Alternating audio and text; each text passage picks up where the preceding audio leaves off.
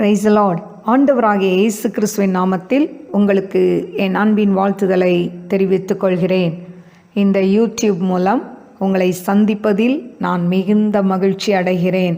எனக்கு அருமையான தெய்வ பிள்ளைகளே, இந்த ஆடியோவை நீங்கள் கேட்பது மட்டுமன்றி உங்களுக்கு அறிமுகமானவர்கள், உங்கள் நண்பர்கள், உங்கள் உறவினர்களுக்கும் இந்த ஆடியோவை அனுப்பி தேவனுடைய நாமத்தை மகிமைப்படுத்தும்படி உங்களை அன்புடன் கேட்டுக்கொள்கிறேன்.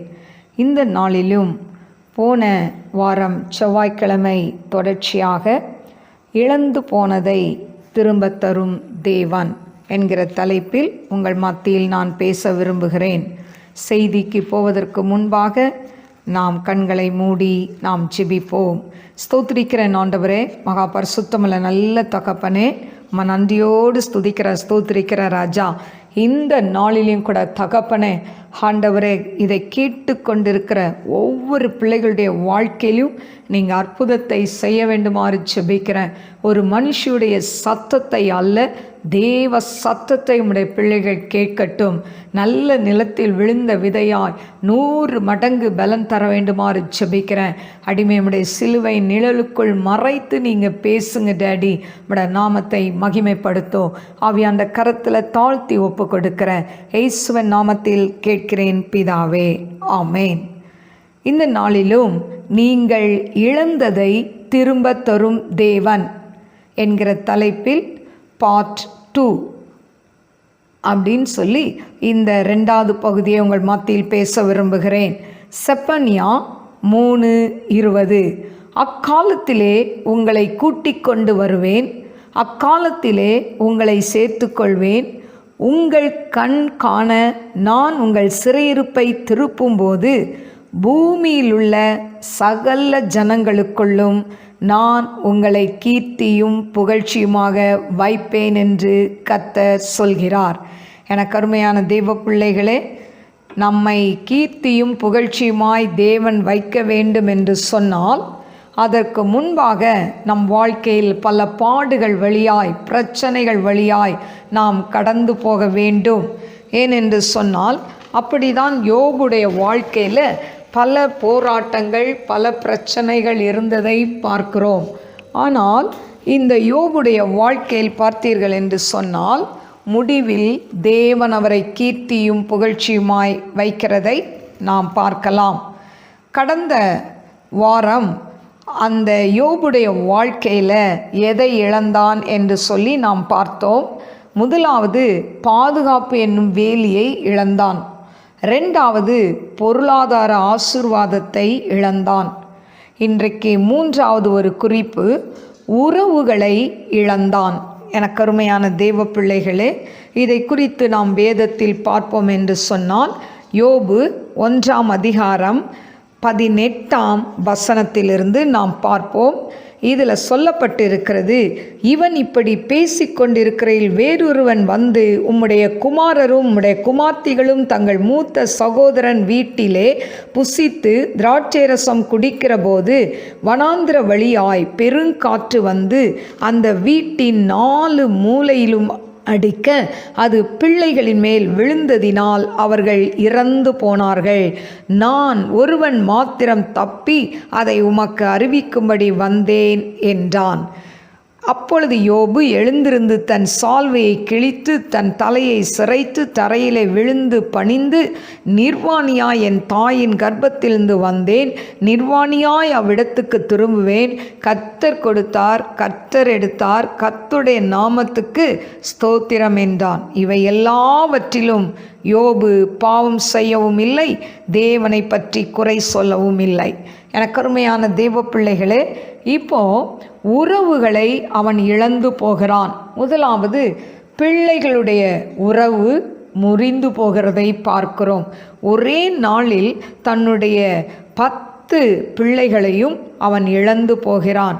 7 குமாரர், 3 குமார்த்திகள், எல்லாரையும் ஒரே நாளில் அவங்க அதாவது அவர்கள் எல்லாம் கூடி ஒரு வீட்டில் இருந்து அந்த பிள்ளைகள் சந்தோஷமாக இருக்கும் பொழுது பார்த்திங்கன்னா அந்த இடத்துல பிசாசு என்ன பண்ணுகிறான், வனாந்திர வழியாய் பெருங்காற்று வந்து அந்த வீட்டின் மேல் 4 மூலையிலும் அடிச்சுதான். பாருங்கள், பிசாசு ஆண்டவர்கிட்ட பெர்மிஷன் கேட்டுட்டு வரான்.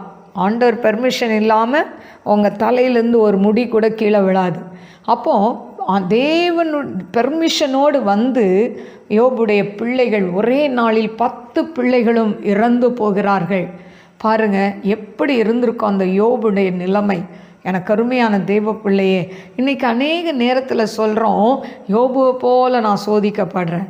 யோபுவை போல் நம்ம சோதிக்கப்பட்டால் நிச்சயமாக ஆண்டவரை நம்ம மறுதளிச்சிருப்போம். ஆனால் யோபுடைய வாழ்க்கையில் பாருங்கள், 10 பிள்ளைகளையும் இழந்து அவனுக்கு எப்படி ஒரு மனநிலைமை இருந்திருக்கும். தன் வஸ்திரத்தை கிழித்து கொண்டு அப்போ கூட ஆண்டவரை தூற்றலை. அவன் சொல்கிறான், நிர்வாணியாய் என் தாயின் கற்பத்திலிருந்து வந்தேன், நிர்வாணியாய் அவ்விடத்துக்கு திரும்புவேன்.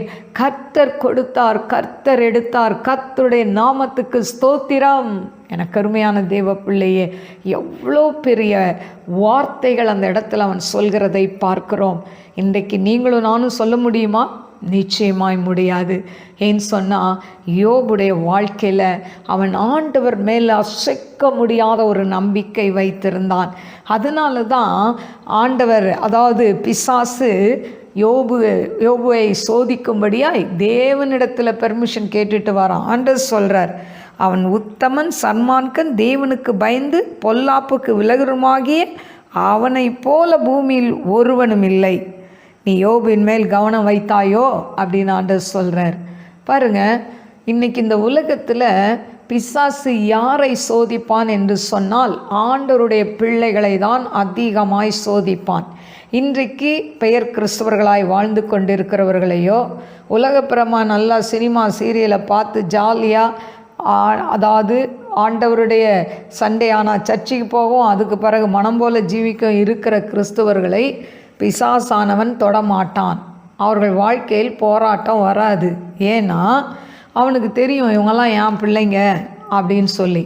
ஆனால் யாரை அதிகமாய் அவன் தொடுவான் என்று சொன்னால், ஆண்டவரை உண்மையாய் நேசிக்கிறவர்கள், ஆண்டவருக்கென்று உண்மையாய் ஓடுகிறவர்கள், ஆண்டவருக்கென்று மகிமையாய் நிற்கிறவர்களை தான் அவன் அசைத்து பார்ப்பான்.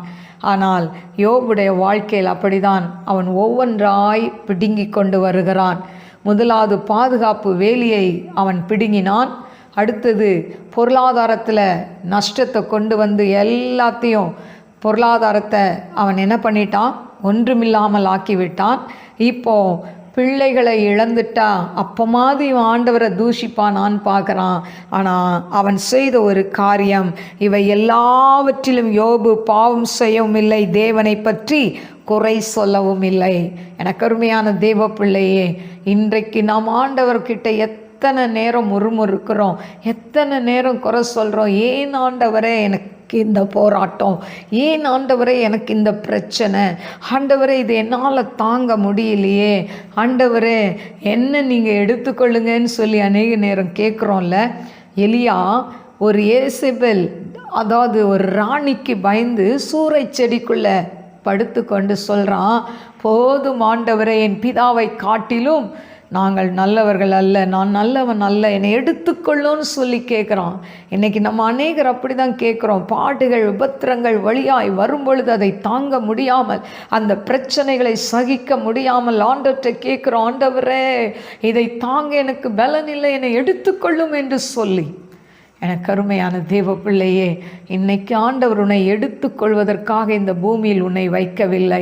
ஆண்டவர் உன்னை கொண்டு பெரிய காரியங்களை செய்ய போகிறார். அதனால தான் உன் வாழ்க்கையில் நெருக்கம், அதனால தான் உன் வாழ்க்கை உடைக்கப்படுகிறது.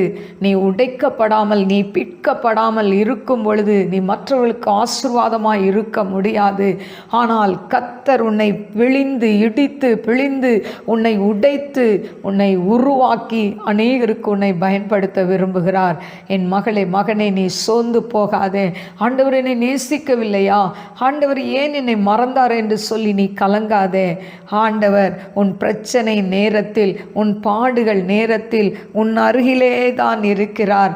ஒருவேளை ஒருவேளை உன்னோடு கூட எதுவும் பேசாமல் அமைதியாக இருக்கலாம். ஆனால் அந்த அமைதிக்கு பின்பாக ஒரு பெரிய ஆசீர்வாதம் உன்னை கீர்த்தியும் புகழ்ச்சியுமாய் மாற்றப் போகிறார்.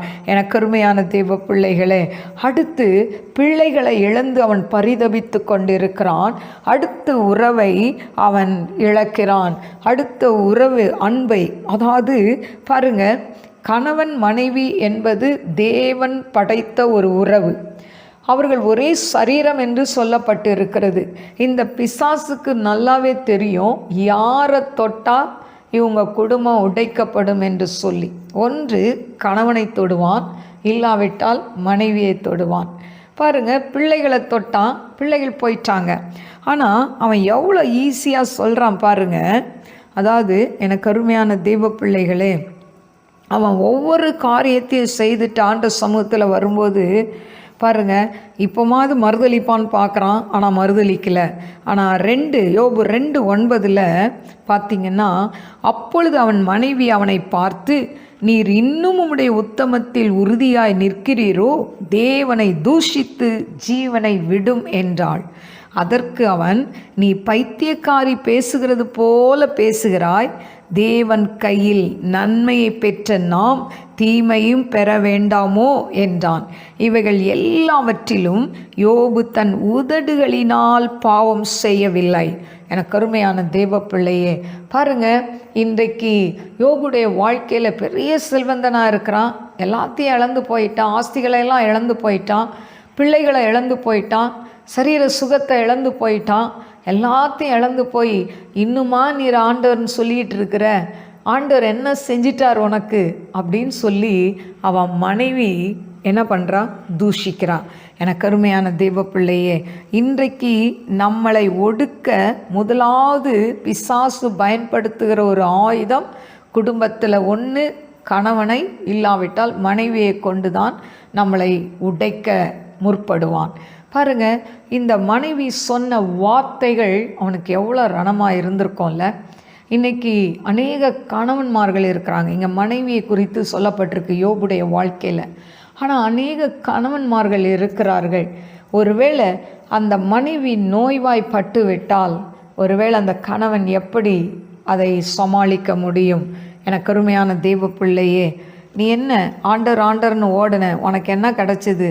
உனக்கு உடம்பு ஃபுல்லாக வியாதி தானே, நோய் தானே அப்படின்னு பரிகசிக்கிற கணவன்மார்கள் எத்தனை பேர்? ஒரு சிலர் உண்மையாய் மனைவி மேலே அக்கறையாய் பாசமாய் இருக்கிறவர்கள் ஒரு சிலர். ஆனால் அநேகர் மனைவி நல்லா இருக்கிற வரைக்கும் தான், ஆனால் அவங்க உடம்பு சரியில்லைன்னு படுத்துட்டா அவங்கள நாயை விட கேவலமாக நினைக்கிற சகோதரர்கள் அநேகர். இன்றைக்கு இதை கேட்டுக்கொண்டிருக்கிற யாராக இருந்தாலும் நீங்கள் உங்கள் மனைவி கிட்ட அன்பு செலுத்த மறக்கக்கூடாது. எப்படி அவர்கள் சுகமாய் இருக்கும் பொழுது அவர்களிடத்தில் நீங்கள் அன்பாய் இருந்தீர்களோ, அவர்கள் முடியாமல் இருக்கிற அந்த சூழ்நிலையிலும் அவர்கள் மேல் உங்கள் அன்பை காட்ட வேண்டும். எனக்கு அருமையான தெய்வ பிள்ளையே, அநேக சகோதரிகள் சொல்வது உண்டு, நான் உடம்பு சரியில்லை என்று சொல்லி நான் படுத்து விட்டேன், ஆனால் என்னுடைய கணவன் என்னிடத்தில் அன்பாய் இருப்பதில்லை, என்னை விசாரிப்பதில்லை, எனக்கு ஒழுங்காக ஆகாரம் கொடுப்பதில்லை என்று சொல்லி கண்ணீர் வடிக்கிற அநேக சகோதரிகள். எனக்கு அருமையான தெய்வ பிள்ளையே, இன்றைக்கு நீங்கள் எந்த சூழ்நிலையில் இருக்கிறீங்க? உங்கள் மனைவினிடத்தில் அன்பாக இருக்கிறீர்களா? யோபுடைய மனைவி சொல்கிறா. அவள் ஏன் சொல்கிறான்னா, நீ எல்லாத்தையும் இழந்துட்ட, சரீர சுகத்தை இழந்துட்ட, பிள்ளையை இழந்துட்ட, சொத்தை இழந்துட்ட, எல்லாத்தையும் இழந்துட்ட, இன்னும் என்ன உனக்கு ஆண்டவர் மேலே பக்தி அப்படின்னு சொல்லி அவள் திட்டுகிறதை பார்க்கிறோம்.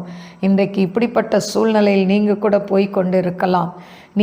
நீங்கள் ஒருவேளை ஆண்டவரை மறைமுகமாய் ஏற்றுக்கொண்டு மறைமுகமாய் ஆண்டவரை ஆராதித்து கொண்டிருக்கிறவர்களாய் இருக்கலாம். ஆனால் இப்படிப்பட்ட நெருக்கத்தின் பாதையில் நீங்கள் கடந்து போய் கொண்டிருக்கலாம். பரியாசம் பண்ணுகிற ஒரு கூட்டத்தின் மத்தியில் நீங்கள் வாழ்ந்து கொண்டிருக்கலாம். எனக்கு அருமையான சகோதரியே, நீ கலங்காதே. நான் உன்னோட இருக்கிறேன் என்று கர்த்தர் சொல்கிறார். நான் உன்னோட இருக்கிறேன், உன் கண்ணீருக்கு பதில் தருவேன். இன்னைக்கு நீ எல்லாராலும் வெறுக்கப்பட்டு ஒதுக்கப்பட்டு மூலையில் ஒதுக்கப்பட்ட கல்லாய் நீ இருக்கிறாயோ, வேண்டாம் என்று ஒதுக்கப்பட்ட கல்லாய் இருக்கிறாயோ, ஆனால் கர்த்தர் உன்னை தலைக்கல்லாய் மாற்றுவார். நீ சோர்ந்து போகாதே, நீ நம்பி இருக்கிறவர் பெரியவர், அவர் உன்னோட கூட இருக்கிறார் என்று கர்த்தர் சொல்கிறார். எனக்கு அருமையான தேவ பிள்ளைகளே, பாருங்க, ரெண்டாவது அவன் தன்னுடைய மனைவியினுடைய அன்பை இழந்து போகிறதை பார்க்கிறோம். அதுக்கடுத்து உறவுகளை இழந்து போகிற அந்த காரியத்தில் முதலாவது பிள்ளைகளை இழந்தான், ரெண்டாவது மனைவியுடைய உறவை இழந்தான், மூணாவது நண்பர்களுடைய உறவை இழந்தான். யோபு 2:11 நான் வாசிக்கிறேன். யோபுடைய 3 சிநேகிதராகிய தோமானியனான எலிப்பாசும் சூகியனான பில்தாதும் நாகமாத்தியனான சோப்பாரும் யோபுவுக்கு நேரிட்ட தீமைகள் யாவையும் கேள்விப்பட்ட போது அவனுக்காக பரிதபிக்கவும் அவனுக்கு ஆறுதல் சொல்லவும் ஒருவரோடு ஒருவர் யோசனை பண்ணி கொண்டு அவரவர் தங்கள் ஸ்தலங்களில் இருந்து வந்தார்கள். அவர்கள் தூரத்தில் வருகையில் தங்கள் கண்களை ஏறெடுத்து பார்த்தபோது அவனை உருத்தெரியாமல் சத்தமிட்டு அழுது அவரவர் தங்கள் சால்வையை கிழித்து வானத்தை பார்த்து தங்கள் தலைகள் மேல் புழுதியை தூற்றிக்கொண்டு வந்து அவன் துக்கம் மகா கொடிய துக்கம் என்று கண்டு ஒருவரும் அவனோடு ஒரு வார்த்தையும் பேசாமல் இரவு பகல் 7 நாள் அவனோடு கூட தரையிலே உட்கார்ந்தார்கள். எனக்கு அருமையான தேவ பிள்ளைகளே, பாருங்க, 3 நண்பர்கள் வராங்க, அவனை தூரத்திலிருந்து பார்க்குறாங்க. தெரியாமல் இருக்கிற அவனை பார்த்த உடனே அவங்க புழுதியை வாரி தலையில் போட்டு தன் வஸ்திரங்களை கிழித்து கொண்டு 7 நாள் அவனோட மௌனமாக இருக்கிறாங்க. ஐயோ, இவ்வளோ துக்கம் வந்துருச்சே அப்படின்னு சொல்லி. எனக்கு அருமையான தேவ பிள்ளையே, இன்றைக்கு இதை பார்த்து நீங்கள் ஏமாந்து போகாதீங்க. ஏன்னு சொன்னால், நம்ம கஷ்டப்படும் போது நெருக்கப்படும் போது அநேகர் இப்படி தான் நம்மக்கிட்ட வருவாங்க. நம்மக்கிட்ட வந்து ஆறுதலாக 4 வார்த்தையை பேசுவாங்க. ஆனால் அதன் பிறகு அவர்கள் பேசுகிற வார்த்தைகளை காது கொடுத்து கேட்க முடியாது. எனக்கு அருமையான தெய்வ பிள்ளையே, நீ ஆண்டவருடைய பிள்ளை என்று சொன்னால், உனக்கு விரோதமாய் உன் குடும்பத்தில் சில காரியங்கள் சம்பவிக்கும் என்று சொன்னால், இன்றைக்கு உன்னை சூழ்ந்திருக்கிற கூட்டமே உன்னை வெறுத்து ஒதுக்கி தள்ளும். அது மட்டுமல்ல, அவர்கள் பேசுகிற வார்த்தைகள், இவர்கள் என்ன பாவம் செய்தார்களோ, ஏன் இந்த போராட்டம்? எனக்கு அருமையான தேவ பிள்ளைகளே, இன்றைக்கு அப்படி அநேகர் பேசுவதை நீங்கள் கேட்கக்கூடும். அநேகர் சொல்வார்கள், எனக்கு அருமையான தேவ பிள்ளைகளே, இந்த பேய் பிசாசெல்லாம் ஓட்டக்கூடாது. பேய் பிசாசெல்லாம் ஓட்டுறதுக்கு ஒரு தனி இடம் இருக்கணும். வீட்டில் வைத்து ஜெபிக்கக்கூடாது.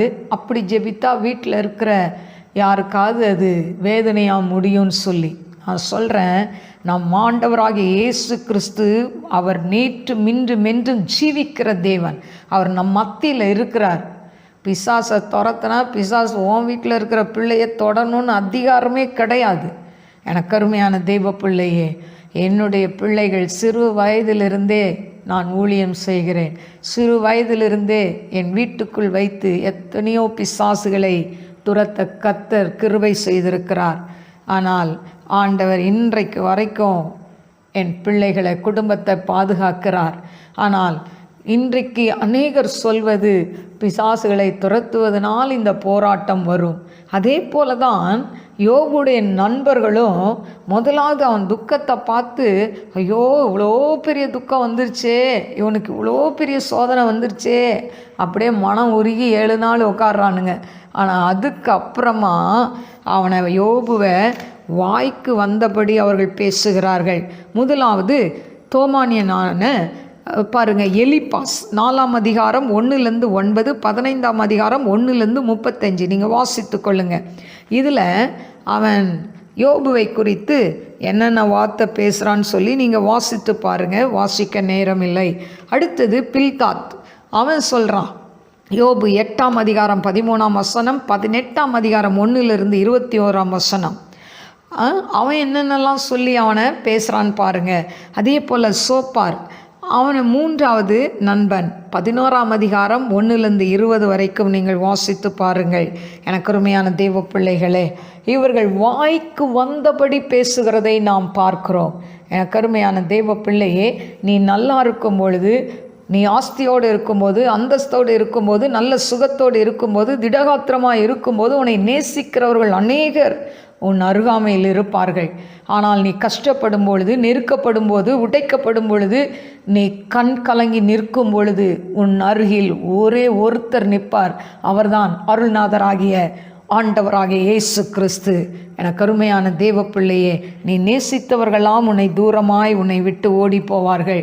ஏனென்று சொன்னால் அவர்களுக்குள்ள ஒரு பயம் வந்துடும், நம்மிடத்தில் உதவி கேட்பார்களோ என்று சொல்லி. அப்படிதான் இந்த யோபுடைய நண்பர்களும் பார்த்தீர்கள் என்று சொன்னால் அவன் வாய்க்கு வந்தபடி திட்ட ஆரம்பிச்சிட்டான். நீ இந்த பாவம் செய்திருப்ப, அந்த பாவம் செய்திருப்ப. ஆனால் ஆண்டவர் பிசாசுகிட்ட சொல்கிறார், யோபு யார்? அவன் உத்தமன், அவனை போல ஒரு உத்தமன் இல்லைன்னு சொல்கிறார். ஆனால் அவன் நண்பர்கள் வாய்க்கு வந்தபடியெல்லாம் திட்டுகிறார்கள்.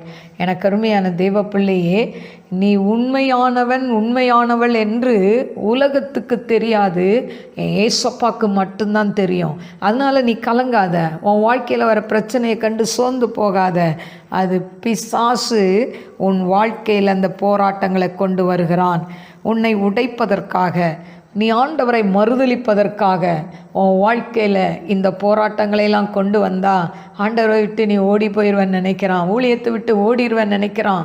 இல்லை, எனக்கு அருமையான தேவ பிள்ளையே, என்ன போராட்டம் வந்தாலும், பிரச்சனைகள் வந்தாலும் அதன் நடுவில் நீங்கள் உறுதியாய் நிற்க வேண்டும் என்று கர்த்தர் விரும்புகிறார். அதனால தான் ஆண்டவர் சேலஞ்ச் பண்ணுறார் பிசாசுகிட்ட, நீ என்ன வேணால் பண்ணு, அவன் ஜீவனை மட்டும் எடுக்காதன்ட்டார். ஜீவனை எடுக்கிறதுக்கு பிசாசுக்கு அதிகாரமே இல்லை. அதனால் நீங்கள் சோர்ந்து போகாதீங்க. உங்கள் வாழ்க்கையில் வர பிரச்சனைகள், போராட்டங்கள், நிந்தைகள், அவமானங்களை பார்த்து சோர்ந்து போகாதீங்க. ஆனால் இவைகளுக்கெல்லாம் அப்புறமா ஆண்டவர் உங்களை கீர்த்தியும் புகழ்ச்சியுமாய் ஆண்டவர் மாற்ற விரும்புகிறார்.